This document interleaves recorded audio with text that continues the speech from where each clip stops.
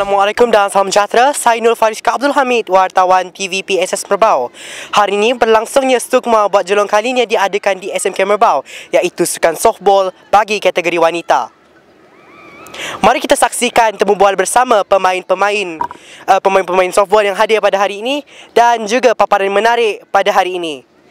Bersama saya sekarang Akak Fatin dan Akak Iman daripada pasukan Sarawak. Hari ini saya tanyalah, apakah perasaan Akak pada hari ini? Perasaan orang itu happy juga sebab kamu orang mula-mula dapat whole game. Pasal kamu orang sedih juga sikit sebab kamu orang si dapat whole tight berbenar. So saya dapat kejar kamu orang. Apakah harapan kita orang untuk next game? So untuk harapan esok mereka akan lawan Pahang pukul 8 pagi. So mereka akan improve from this game today. So akan hold tight game benar-benar and score more point lah. That's our plan for tomorrow. Tak apa, Sarawak boleh lagi menang next game guys. Jadi sekian, terima kasih ditemu bola oleh TVP SS Merbau. Cikgu Rasil dan Cikgu Ahmad, guru pengiring pasukan sorak kita pada hari ini. Okey, pada hari ini saya nak tanyalah, sebagai guru pengiring, apakah perasaan cikgu melihat pasukan sorak yang dinasihatkan oleh cikgu? Okey, perasaan saya semestinya saya sangat teruja lah dan saya sangat gembira dengan semangat yang ditunjukkan oleh pelajar-pelajar Merbau memberi sokongan yang padu kepada tim Sarawak, dan saya berharap dengan sokongan padu daripada pelajar SMK Merbau dapat menaikkan semangat atlet-atlet Sarawak yang tengah beraksi sekarang softball wanita, dapat membantu mereka menaikkan semangat dan secara tidak langsung boleh mendapat kemenangan untuk perlawanan hari ini. Wah, nak tanya Cikgu Ahmad pula, apakah harapan cikgu untuk pertandingan Sukma pada hari ini?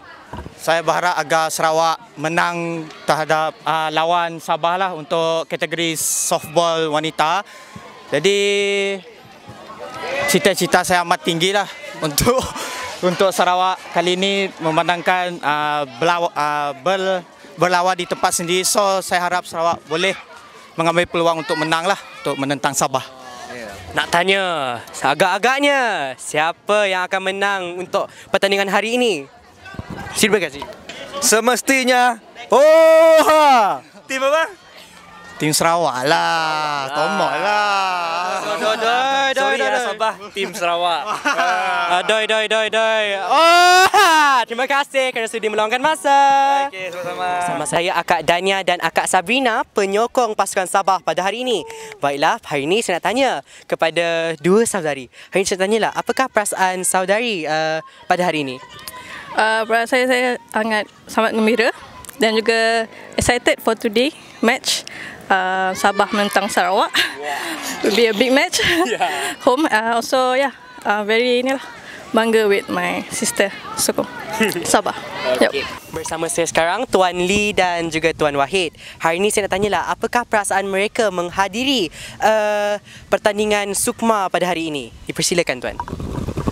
Kita rasa bangga dan gembira dapat bertugas di sini SMK Merbau untuk jaga aman untuk sukan Sukma pada kali ini di Miri.